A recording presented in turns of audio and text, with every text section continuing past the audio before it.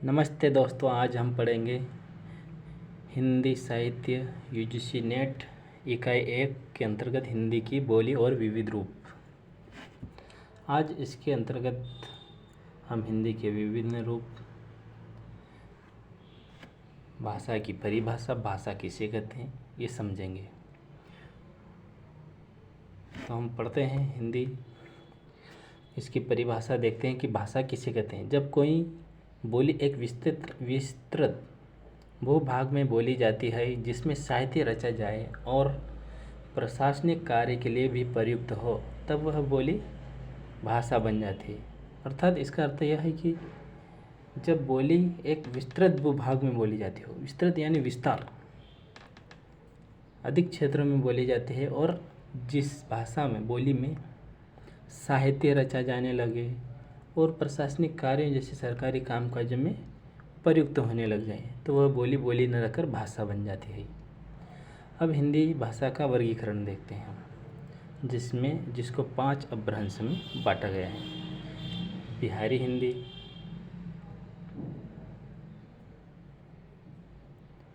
हिंदी को 4 भागों में वर्गीकृत किया गया है, 5 भागों में।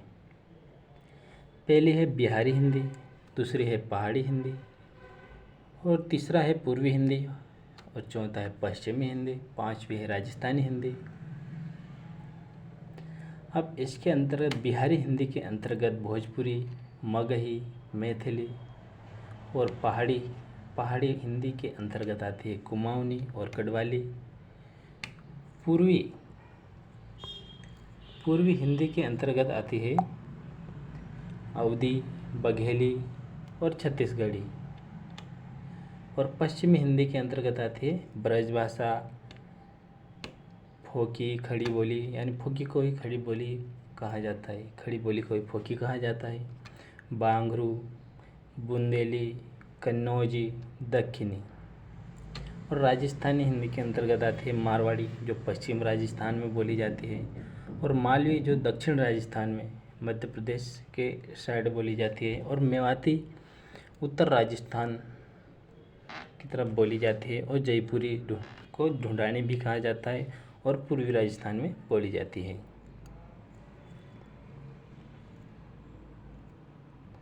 अब देखेंगे हम हिंदी की बोलियों का सामान्य परिचय।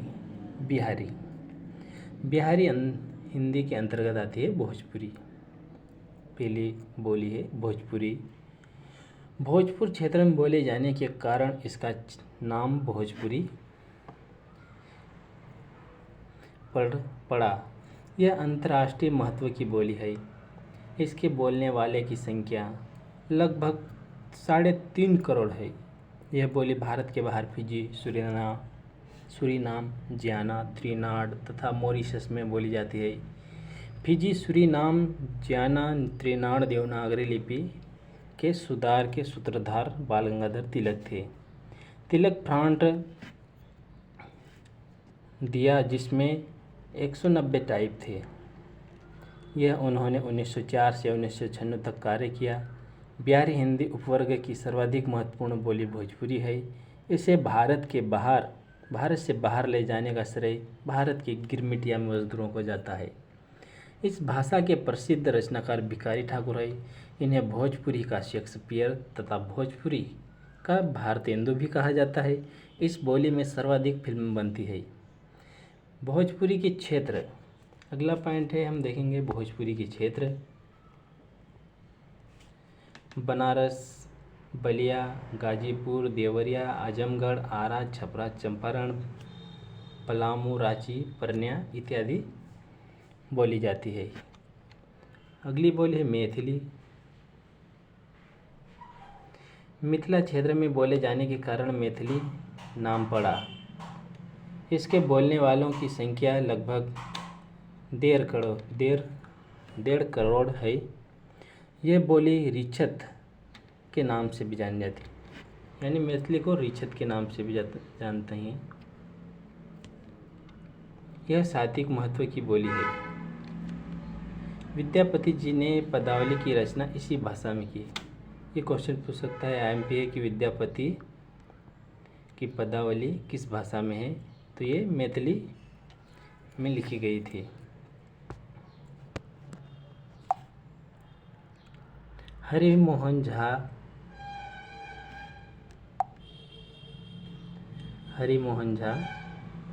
ने कन्यादान, हीरागमन उपन्यासों की रचना तथा एकादशी, खट्टर, काकांक, तारंग कहानी संग्रहों की रचना इसी बोली में की। और नागार्जुन जी मैथिली के यात्री नाम से लिखते थे कि नागार्जुन जी जो है वो मैथिली में यात्री के नाम से लिखते थे। इन्होंने पारो तथा कविशोपन, पत्रहीन कविता संग्रह गाओ, इस पर इन्हें साहित्य अकादमी पुरस्कार मिला है। इसमें भाषा लिखे तथा राजकमल कोठारी ने स्वरगंधा कविता संग्रह मैथिली में लिखा। यानी राजकमल कोठारी जी स्वरगंधा कविता मैथिली ही भाषा में लिखा था। इस भाषा के प्रमुख क्षेत्र दरभंगा, मुज्जा, पूर्णिया, मुंगेर, भागलपुर है।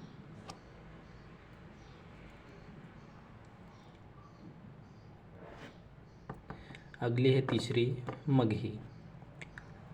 सारण गोपीचंद इनके कवि हैं। मगही का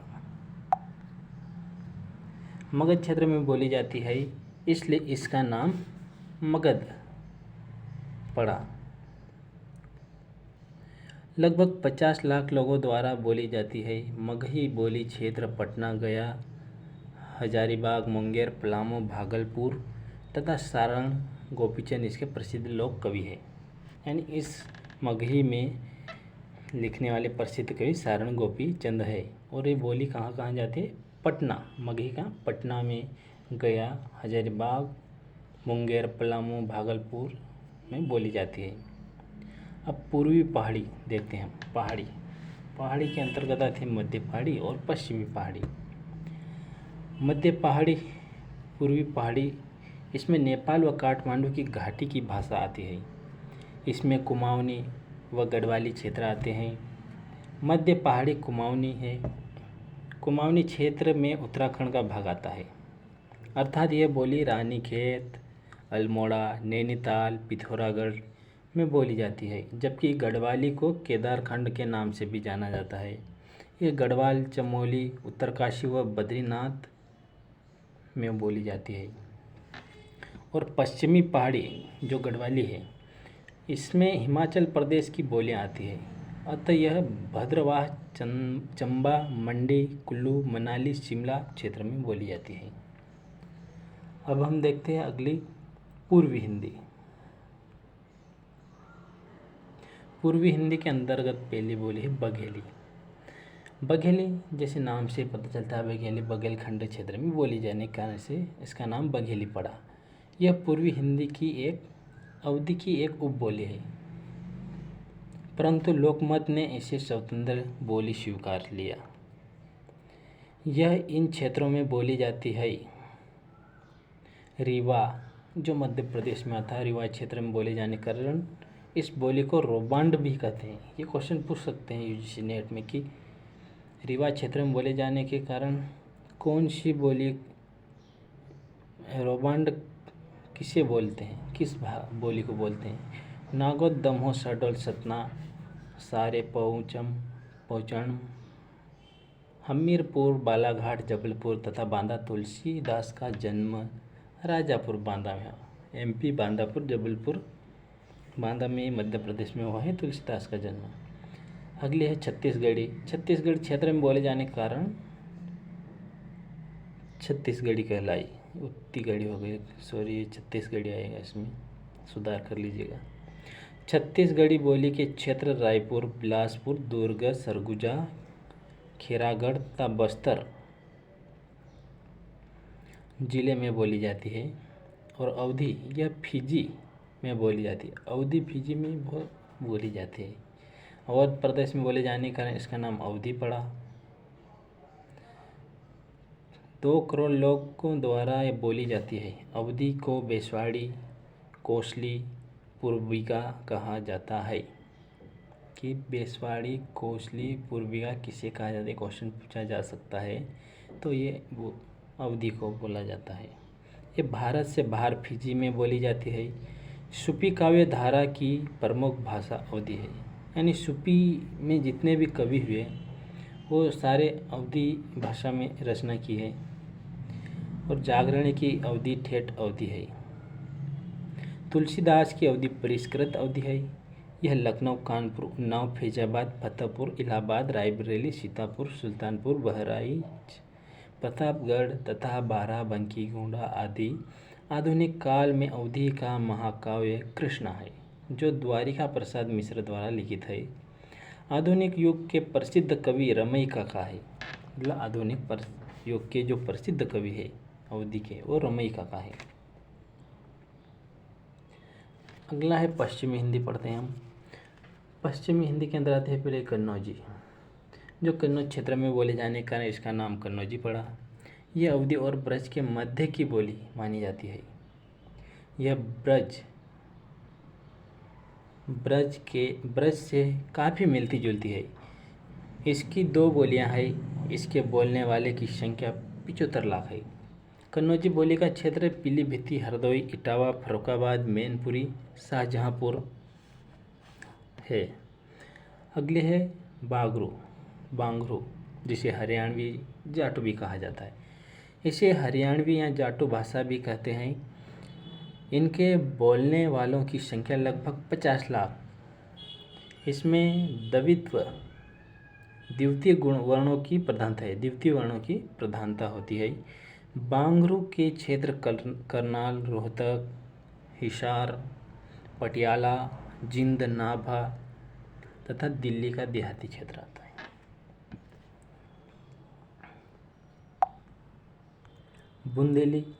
बुंदेलखंड क्षेत्र में बोले जाने के कारण इसे बुंदेली कहा जाता है। बोलने वालों की संख्या लगभग 70 लाख है। यह शुद्ध रूप से झांसी, सागर व ओरछा में बोली जाती है। यानी बुंदेली मध्य प्रदेश और राजस्थान में बोली जाती है, जहाँ झांसी, सागर, ओरछा में बोली जाती है। इसके अलावा ग्वालियर, हमीरपुर, जालौन, नरसीपुर, होशंगाबाद और भोपाल में बोली जाती है। अगली है ब्रज भाषा। इसे अंतर्वेदी भी कहा जाता है। ये पूछा जा सकता है कि अंतर्वेदी भाषा किसे कहते हैं। तो अंतर्वेदी बोली में ब्रज भाषा आती है। ब्रज का शाब्दिक अर्थ है चारागाह या समूह। इसे बोलने वालों की संख्या लगभग 3 करोड़ है। बंगाल में इसे ब्रज बोली कहा गया है।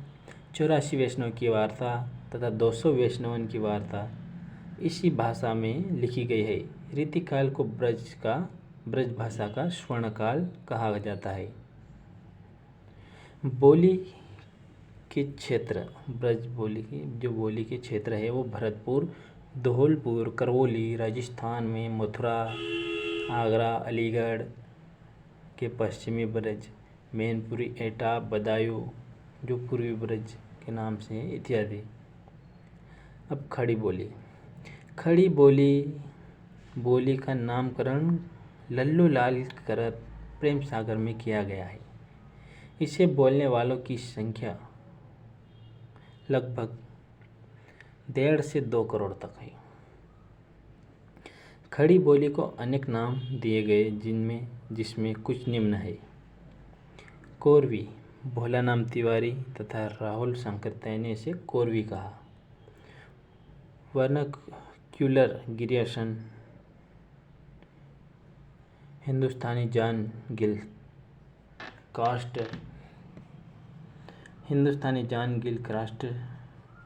और हिंदी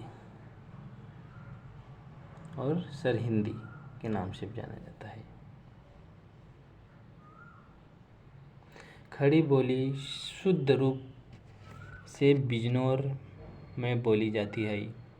इसके अलावा यह मेरठ, दिल्ली, मुजफ्फर सन 1800 में कलकत्ता में फोर्ट विलियम कॉलेज की स्थापना हुई। इसी कॉलेज में जॉन गिलक्रास्ट हिंदी व उर्दू विभागों के अध्यक्ष थे। इन्होंने अपने लेखों में व्याकरण हिंदी को रखा तथा उर्दू, अरबी, फारसी व अंग्रेजी भाषा के शब्दों का प्रयोग अधिक किया। जब भारतीय विद्वानों को इसका पता चला तो इस प्रकार की भाषा को इन्होंने हिंदुस्तानी नाम दिया। इसी कॉलेज के अंदर धार गद्य लेखक कार्य करते थे, जिन्होंने हिंदी के प्रचार में योगदान दिए थे। लेखक चतुष्टय के नाम से प्रसिद्ध हुए। मतलब इसके अंदर 4 आएगा, ये धार की जगह 4 कर लीजिएगा।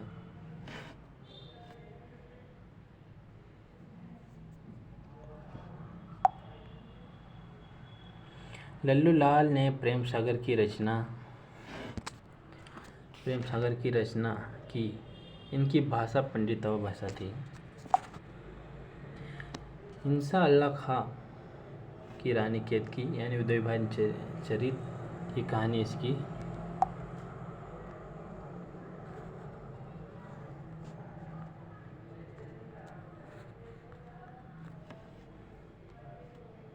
भाषा मुहावरेदार और मनोरंजन थी। प्रथम कहानी मानी जाती है। इसका समय 1800 से 1803 के मध्य माना जाता है।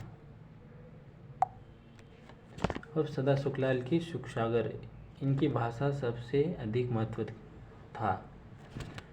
और सदल मिश्र जो है और नासिकेत उपाख्यान, इसकी भाषा में पूर्वीपन था।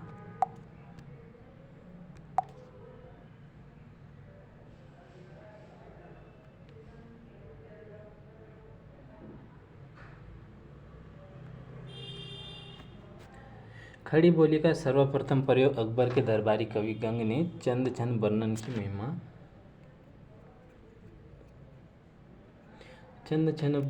की महिमा में 16वीं शताब्दी में पूर्वार्ध में किया, जबकि राम प्रसाद निरंजनी ने भाषा भोग वाराणी 18वीं शताब्दी के पूर्व में खड़ी बोली का प्रयोग किया।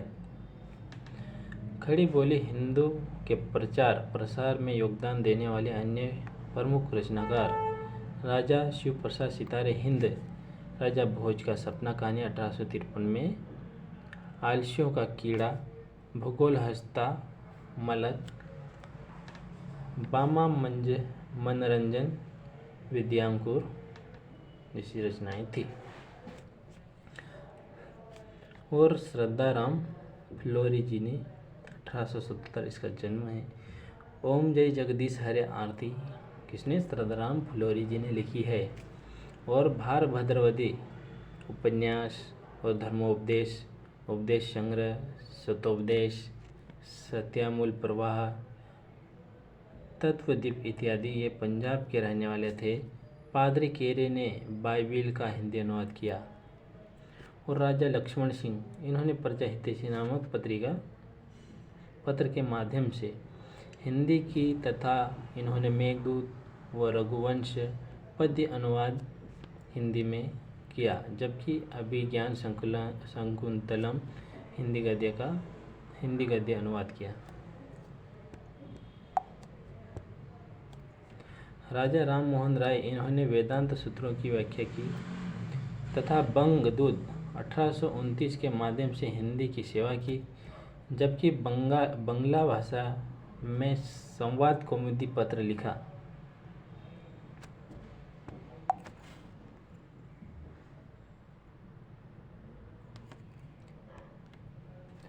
स्वामी दयानंद सरस्वती ने इन्होंने सत्यार्थ प्रकाश, वेदांत प्रकाश, गो करुणा विधि तथा संस्कार विधि की रचना की और हिंदी की सेवा की। अब भारतेंदु जी हरिश्चंद्र, इन्होंने कवि वचन सुधा 1867, बाला बोधनी जो महिलाओं के लिए प्रथम पत्रिका 1874 और हरिश्चंद्र मैगजीन जो बाद में हरिश्चंद्र चंद्रिका के हो गई जो 1873 में निकली।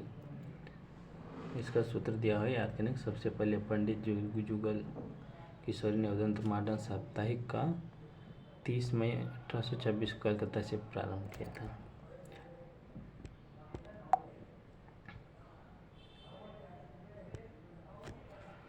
राजस्थानी भाषा इसको मरुवाणी, मरुभूम, मरुभाषा व मरुदेशीय के नाम से भी जाना जाता है। इसे बोलने वालों की संख्या लगभग 5 करोड़ है। भाषा भाषियों की संख्या की दृष्टि से भारत में इसका 7वां स्थान है, जबकि विश्व भाषाओं में 16वां स्थान है। इसे मुख्य 4 भागों में बांटा जाता है। पहले इसकी लिपि महाजनी थी, जो बाद में देवनागरी लिपि में परिवर्तित हो गई। पश्चिमी राजस्थान, इसमें मारवाड़ी व मेवाड़ी क्षेत्र आता है। इसे मारवाड़ी भाषा भी कहते हैं। डिंगल शैली में इस भाषा में मिलती है। उत्तरी राजस्थानी, इसे मेवाती भी कहा जाता है। शुद्ध रूप से अलवर व गुड़गांव के मध्यवर्ती क्षेत्र में बोली जाती है। भरतपुर और करौली में भी बोली जाती है। पूर्वी राजस्थानी, इसका स्थानीय नाम ढुरानी है। यह जयपुर क्षेत्र में बोली जाती है। इसमें दादूपंथी साहित्य आता है। और दक्षिण राजस्थान में इसमें मालवा का क्षेत्र आता है। इस बोली को परिष्कृत रूप से इंदौर डच में होता है। भोपाल, कोटा, झालावाड़, रतलाम, बूंदी में बोली जाती है। चंद्रसखी इस बोली की प्रसिद्ध कवित्री है। यानी दक्षिणी राजस्थान जो मालवी भाषा की चंद्रसखी प्रसिद्ध कवित्री है।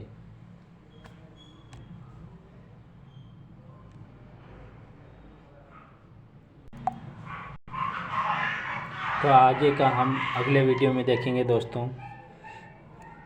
वीडियो ज़्यादा बड़ा हो जाएगा। अगर नए हैं तो चैनल सब्सक्राइब कीजिए और बेल आइकन को दबा के लाइक भी कर दीजिएगा। थैंक यू दोस्तों।